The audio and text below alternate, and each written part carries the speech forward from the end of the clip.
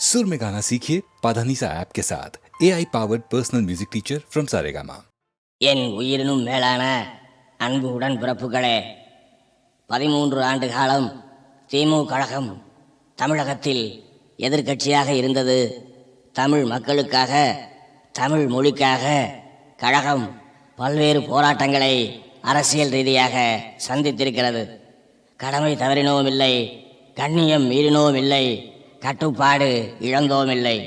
கற்பூரமாக எரிந்தோம், ஊதுவத்தியாக மணந்தோம், மெழுகாக உருகினோம், உப்பாக கரைந்தோம், மழையாக பொழிந்தோம், தென்றலாக வீசினோம். யாருக்காக?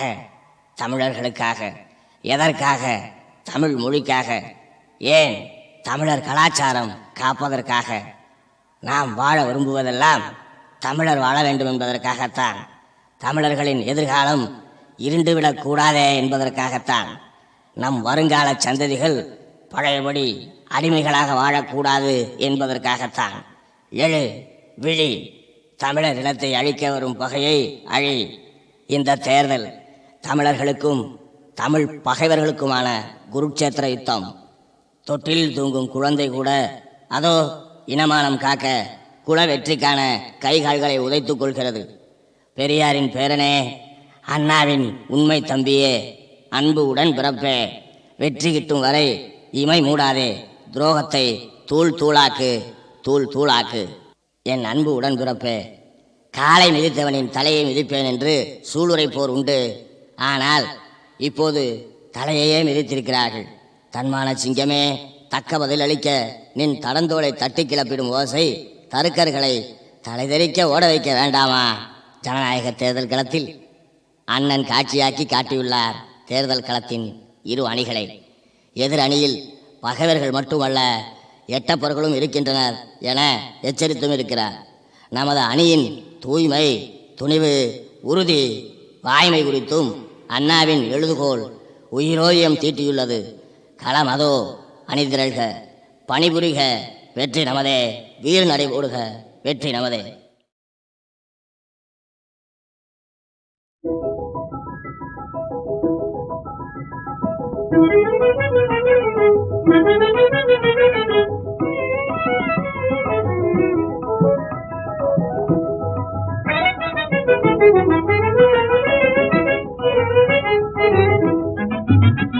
आंखें मिला के आपने अच्छा नहीं किया, अपने ही दिल से पूछिए क्या क्या नहीं किया। आंखें मिला के आपने अच्छा नहीं किया, अपने ही दिल से पूछिए क्या क्या नहीं किया। कहने को कहा करते थे हम बेवफा नहीं, आंखों से दूर होंगे दिल से जुदा नहीं। कहने को कहा करते थे हम बेवफा नहीं, आंखों से दूर होंगे दिल से जुदा नहीं। ऐसा अगर जो हो गया हमसे बुरा नहीं, ऐसा अगर जो हो गया हमसे बुरा नहीं, लेकिन जनाब सोचिए ऐसा नहीं किया। आंखें मिला के आपने अच्छा नहीं किया, अपने ही दिल से पूछिए क्या क्या नहीं किया।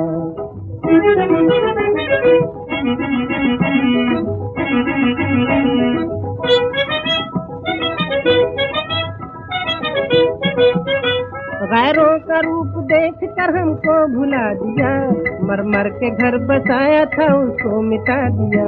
गैरों का रूप देख कर हमको भुला दिया, मर मर के घर बसाया था उसको मिटा दिया।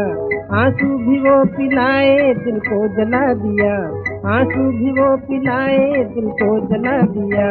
इस पर भी हमने उम्र भर शिकवा नहीं किया, रुसवा हुए हैं आपको रुसवा नहीं किया। अपने ही दिल से पूछिए क्या क्या नहीं किया।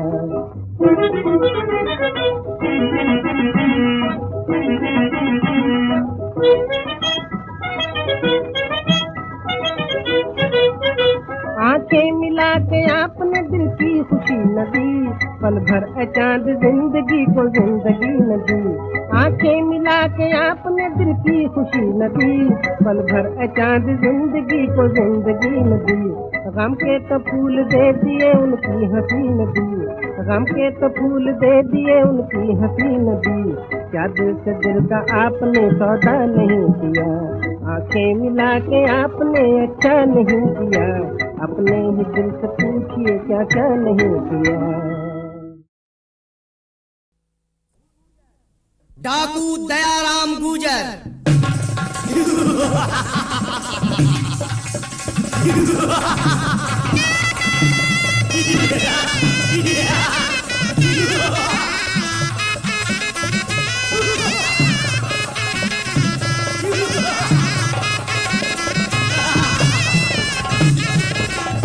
किस्सा ये दिलचस्प है, सुनिए खासो आम। देखो भाइयों गौर से लालच का अंजाम।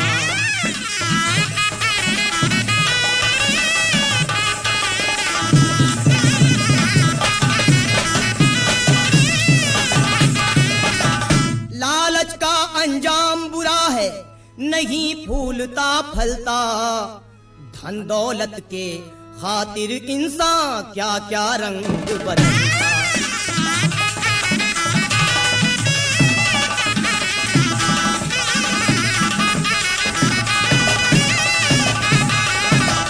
डाकू चोर उचक का बनता, राह बदी की चलता। लूट मार रहजनी से उसका हर अरमान निकलता।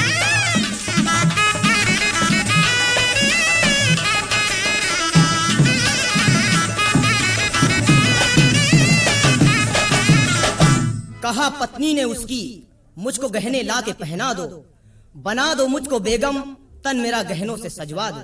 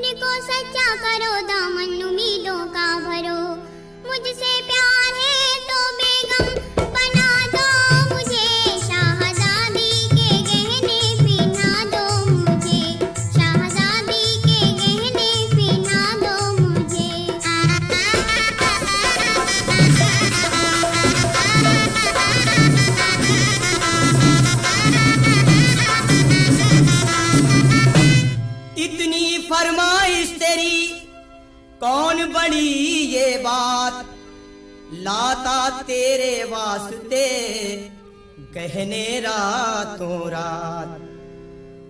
और बेगम ने बादशाह से कहा, दरिया जाने के लिए दिल चाहे सरताज, नहाऊं जी भर के वहाँ मेला देखूं।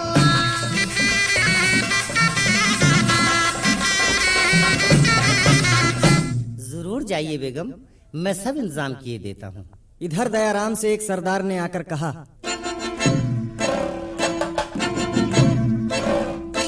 सरदार सरदार सुना है बेगम दरिया नहाने और मेला देखने आ रही है।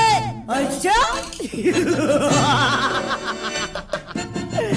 आइए तो बहुत अच्छा हुआ। आज मैं अपनी बीवी की फरमाइश जरूर पूरी करूंगा। और फिर मेले में सांप की नजरें बचाकर दयाराम बेगम के पास पहुंचा। कौन हो तुम? दयाराम गुजर, एक माना हुआ डाकू। तो यहाँ क्यों आए? आपके गहने लेने की खातिर यहाँ आया हूँ, लेके जेवर ही जाऊंगा मैं। खैरियत जिंदगी की अगर चाहती, गहने दे दीजिए ना सताऊंगा मैं।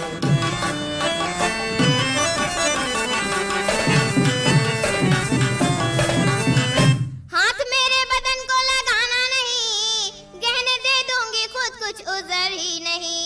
इस ढिठाई पे डाकू बने के लिए इसका अंजाम क्या हो खबर ही नहीं।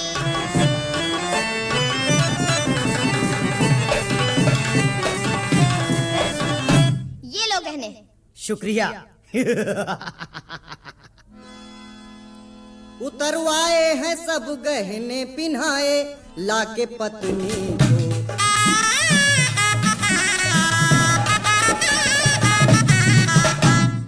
उतरवाए हैं सब गहने पिन्हाए लाके पत्नी को। सुना जब बादशाह ने हाल दी तस्कीन बीबी को।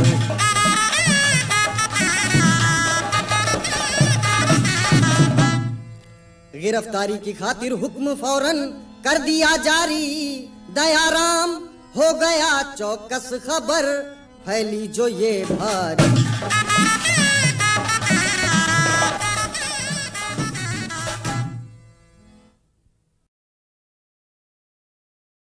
गांव में पंचायत और एक ब्लॉक में जितनी पंचायतें हैं वहाँ एक बड़ी पंचायत सब मिलकर पंचायत समिति, उसको बड़े अधिकार, और फिर जिला परिषद। तो आप देखें कि ये बात एक बड़े क्रांतिकारी है और इसके पीछे यही है कि लोग खुद अपना काम करें, भरोसा हो अपने ऊपर और ये अफसरी दुनिया बदल जाए। अंग्रेजी ज़माने में तो बड़ी ज़बरदस्त अफसरी दुनिया थी, अब भी है, हालांकि उसका कुछ रंग बदल गया, लेकिन फिर भी बहुत है और बहुत होने ही है काम ऐसे करने। तो हम इसको बदला चाहते हैं, विशेषकर इन सब ग्रामों में, देहातों में अफसर तो रहेंगे वहाँ, लेकिन उनका ढंग बदल जाए। वो सलाह दें, हर तरह की सलाह दें, सहायता दें, लेकिन काम का निश्चय करने का बोझा वहाँ के पंचों पर, पंचायत समितियों पर।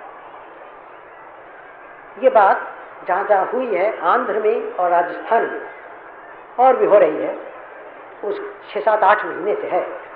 अच्छा इसका चित्र निकल रहा है, काफ़ी अच्छा निकल रहा है, एक रंग बदल रहा है। लोग ज़रा अपने ऊपर भरोसा करके आगे बढ़ते हैं, वो दौड़ते नहीं अब मंत्रीगण के पास, कराए दो न कराओ, उनसे गलती होती है, आप उसमें लड़ते झगड़ते हैं, ये सब बातें होती हैं, लेकिन फिर भी एक नया वायुमंडल, नई हवा आ गई वहाँ। और मुझे कोई संदेह नहीं है कि इसको सारे भारत में फैलना है, आपके सौराष्ट्र में भी इसको आना है और जिम्मेदारी से आपके ग्राम के पंचों को हल्के हल्के सारे विकास का, सारे डेवलपमेंट का काम अपने हाथ में लेना है। हाँ, बहुत बड़ा कोई बड़ी योजना हो तो और बात है, उसके लिए तो प्रदेश करेगा या दिल्ली वाले करें, लेकिन मामूली योजनाएं सब ग्राम के पंच करें। और जब ये पूरी तौर से होने लगे, एक बड़ी क्रांति हमारे देश में होगी और उस समय हम कह सकेंगे कि हमने अपने ग्रामीण जनता को, जो कि 30 करोड़ है इस देश में, इसको हमने जिस गड्ढे में पड़ गई थी उससे निकाल आई, उसके हाथ पैर चलने लगे, अपने ऊपर भरोसा हुआ। करोड़ों लोग जो भारत में रहते हैं, उनका मन, उनका काम का तरीक़ा, उनका रहन सहन बदलना ये बड़ी कठिन बात है, हो रहा है। और इसीलिए सब में बड़ी बात हम समझते हैं इस वक्त शिक्षा है। शिक्षा फैले, कोई पुरुष बच्चा न रहे, बड़ा बच्चा न रहे जिसके पास शिक्षा नहीं है, क्योंकि आखिर में शिक्षा से बढ़ते हैं। आजकल का संसार, आजकल की दुनिया आप जानते हैं यंत्रों की है, मशीनों की है, कलों की है। आजकल की दुनिया में बड़ी बड़ी बातें हो रही हैं, तो अगर हम इस दुनिया में अगुआ रहेंगे तो हमें भी शिक्षा के ज़रिए से सब बातें सीखनी है और आपस में एकता रख के मिलकर रह के अपनी शक्ति बढ़ानी है और अपना धन दौलत देश का बढ़ाना है। इससे सब लोगों का लाभ हो, कुशल हो। ये बड़ा काम है।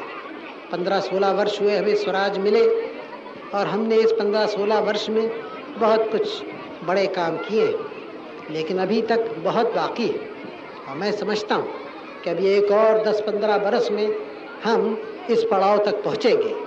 यूँ तो कोई देश कभी आखिर पड़ाव पे पहुँचता नहीं है, उसकी यात्रा देश की हमेशा चलती जाती है, चलती जाएगी। हमारा देश हज़ारों बरस पुराना है और हज़ारों बरस और जने कितना रहे बढ़ता जाएगा, लेकिन एक एक यात्रा को पूरा करेंगे, फिर दूसरी यात्रा शुरू करेंगे। एक यात्रा हमने पूरी की स्वराज की, अब दूसरी यात्रा है जिस पे हम चल रहे हैं, जिसमें सारी जनता को आगे बढ़ाना है और दरिद्रता, गरीबी को निकाल देना है।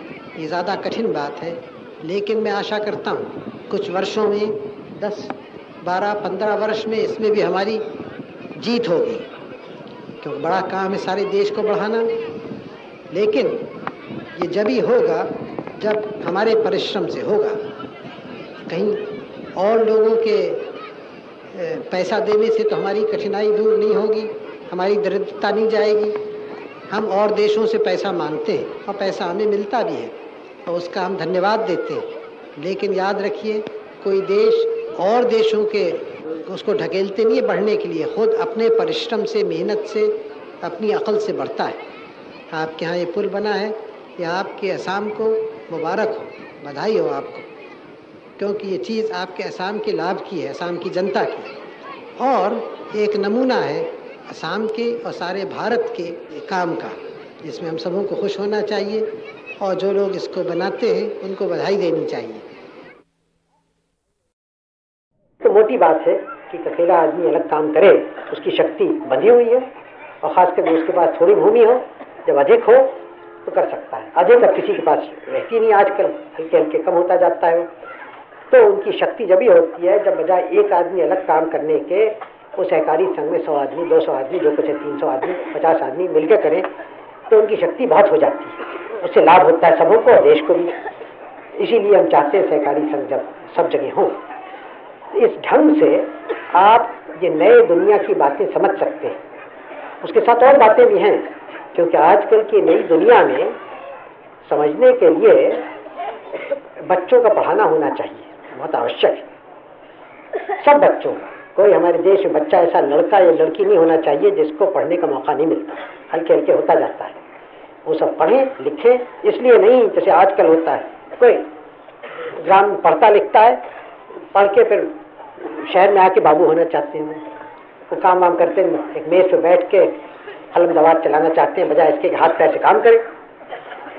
इससे ग्रामीण जनता की हानि होती है और शहर में बेकारी बढ़ जाती है, न इधर के न उधर के। तो यूँ तो शहर में आना जाना ग्राम से शहर में होते ही है, होएगा, लेकिन हमें ग्राम को उठाना है तो ग्राम में जो अच्छे लड़के लड़कियां हैं उनको वहीं रह के अपने परिश्रम से उठाना है, उसको सुंदर कर देना है। तो गरज के हमें हमारे सामने ये बड़ी क्रांति आई है, हम चाहते हैं आए, जिससे हमारे ग्रामीण जनता आजकल की दुनिया में कदम रख सके, वो तरीके सीखे। बहुत सारे तरीके हैं। मैंने आपसे कहा ट्रैक्टर छोड़ दिया आप, मामूली आपके हल अच्छे हों।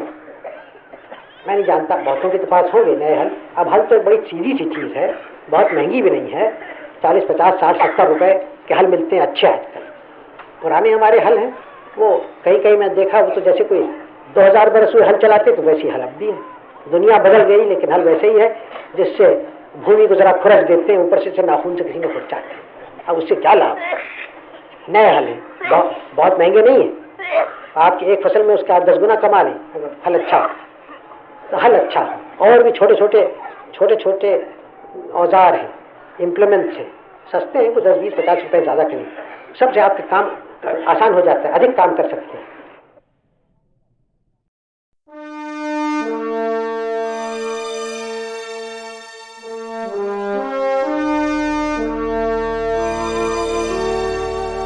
प्रिय देशवासियों, जैसा कि आप सब जानते होंगे कि एक लंबे और कठिन कानूनी संघर्ष के बाद 23 जनवरी 2004 में उच्चतम न्यायालय के फैसले ने तिरंगे को फहराना हर नागरिक का मौलिक अधिकार बना दिया। उसके उपरांत हमने फ्लैग फाउंडेशन की स्थापना की, जिसका उद्देश्य तिरंगे को देशवासियों में लोकप्रिय बनाना और उसके आदर्शों के पालन करने के लिए प्रेरित करना है। भारत का तिरंगा, जहां एक तरफ हमें क्षेत्रीय, धार्मिक, भाषाई और जातीय भावना से ऊपर उठकर सिर्फ भारतीय होने की याद दिलाता है, वहीं दूसरी ओर भारत के विभिन्न धर्मों, भाषाओं और संस्कृतियों को एक ही भारतीय पहचान में समेटता है। इसमें हमारी आधुनिक, लोकतांत्रिक, धर्मनिरपेक्ष और उदारवादी आदर्श निहित हैं। ये तीन रंग हमारे स्वतंत्रता संग्राम के प्रतीक और प्रेरणा स्रोत भी बने। इस तिरंगे से प्रेरणा पाकर अनगिनत देशवासी अपना सब कुछ लुटाकर देश की आज़ादी की लड़ाई में कूद पड़े। इसलिए हमारा राष्ट्रीय ध्वज हमें हमेशा अपने देश के प्रति कर्तव्यों की याद दिलाता है। मैं समझता हूँ कि तिरंगे की महत्ता को जन जन तक हर उपलब्ध और उचित माध्यम से पहुंचाने की कोशिश की जानी चाहिए। इस उद्देश्य को पूरा करने के लिए हमने संगीत और कला को भी एक अहम माध्यम के रूप में चुना है। मैं नवीन जिंदल आशा करता हूँ कि हमारा यह विनम्र प्रयास आप सभी को पसंद आएगा और देश की सेवा के लिए प्रेरित करेगा। जय Hind. Dear Indians, through this album, we intend to spread the glory of the Tiranga and to popularize its display among more and more Indians with a sense of great pride. To spread this message, we have chosen music as a medium. We all know that music speaks a universal language and transcends cultural, social, and religious barriers. Through this collection of songs, we wish to bring the Tiranga, our national pride, as close as possible to the people of India. I wish to thank the musicians, writers, singers, technicians, and all those people who came together and put their heart and soul into creating this wonderful music album. Jai Hind.